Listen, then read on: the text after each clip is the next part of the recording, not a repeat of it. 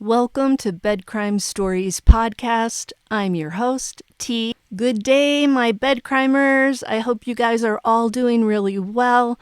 To anyone new, a very warm welcome. Thank you for checking me out.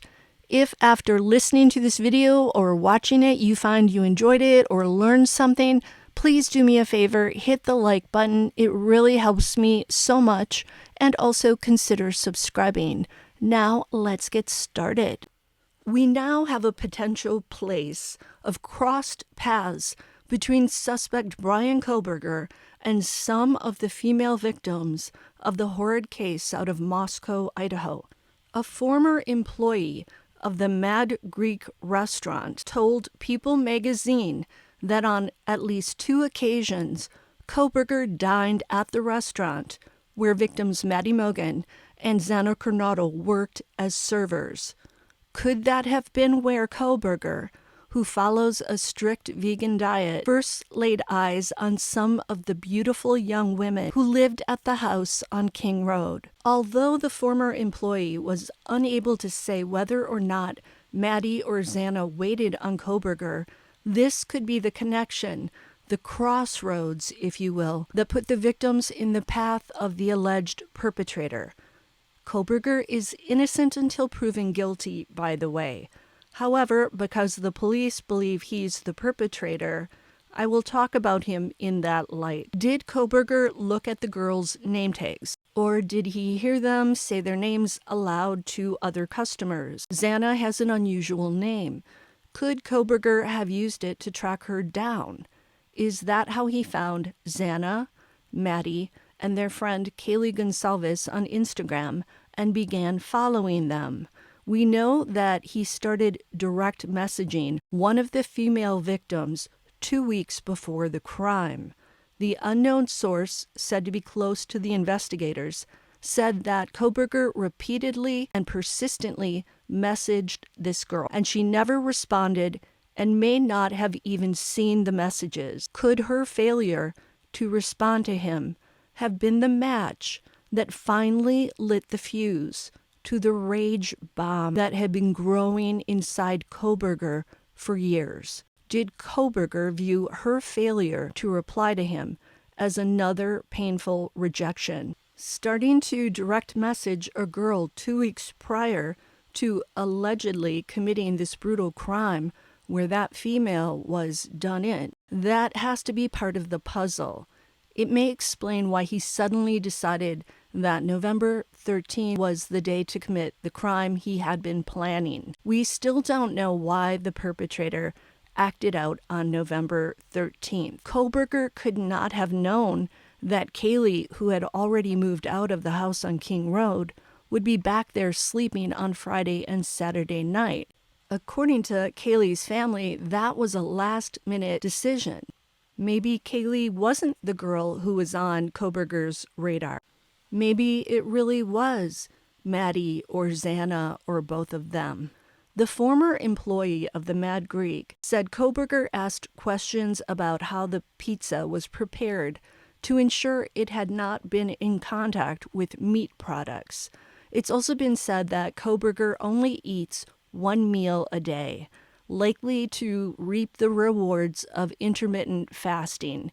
We heard psychologist Dr. Gary Brucato say before that Kohberger was a known entity in this case, at least publicly, that the person who committed the quadruple crime was likely a very regimented person. Could Kohberger's strict adherence to a vegan diet and his nighttime jogging be part of what Dr. Brucato described? I believe Kohberger, who lost 100 pounds in high school, was determined never to put that weight back on, and likely viewed his slimmer physique as a non-negotiable, something he had to maintain if he was ever to land the girl of his dreams and fantasies. Maybe when he was bullied in high school, some of the kids called him names because of his weight.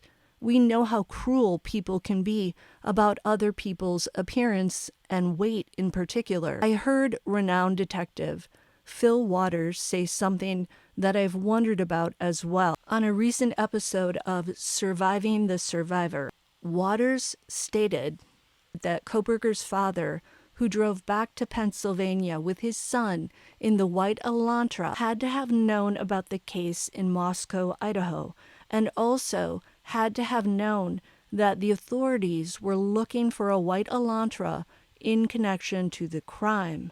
Wouldn't he have asked his son if he'd gone forward to the police to say, "Hey, I own a white Elantra"? Granted, it was a 2015 and not a 2011 to 2013 model, but still, maybe Michael Kohberger did ask his son that question. We don't know. Waters also wondered if the plan was to sell that Elantra in Pennsylvania and get a different vehicle. I've wondered about that too. We know from the probable cause affidavit that Kohberger's phone was near the girl's house in Moscow on at least 12 occasions, 11 of which were at night. If he's the perpetrator, that points to planning. He would likely have been there to learn the girls' schedules, maybe see where each one slept, get a feeling for the home's layout, and maybe cop a peek at them undressing through the windows as well. Could the 2,500-mile road trip in the winter across the entire United States, where in some states snow and ice can make for dangerous travel, have been part of Bryan Kohberger's plan? His family has said that father and son had planned the road trip for December way back months earlier. Maybe it was. Maybe Bryan suggested it to his father. Perhaps he said, "Dad, wouldn't it be great for us to drive across the country together, have a father and son bonding moment? It's something we'll always remember." It's possible Bryan tallied this trip into his plan, and the father had no clue that he was part of the plan to get the vehicle out of the area.